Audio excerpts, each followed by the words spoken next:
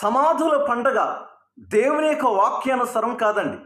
మీరు మీరు ఆచరించుతున్న సమాధుల పండుగకు దేవుని పరిశుద్ధ గ్రంథమైన బైబిల్కు సంబంధం లేదు.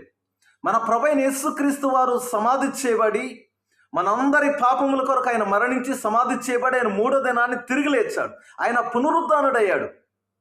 ఆ దినములో ఆయన యొక్క లేఖనములను ఆయన చెప్పిన మాటని నమ్మని కొందరు స్త్రీలు వెళ్ళి సమాధుల తోటలో వెతికితే దేవదూత అంట ఉంది, సజీవుడైన వారిని మృతుల్లో మీరు ఎందుకు వెతుకుతున్నారని. ప్రియమైన వారులారా, ఈ దినముల్లో మీరు సమాధుల తోటలకు ఎందుకు వెళుతున్నారు? మన దగ్గర ఉన్న సమాధుల తోటలో వేసే సమాధి లేదు కదా.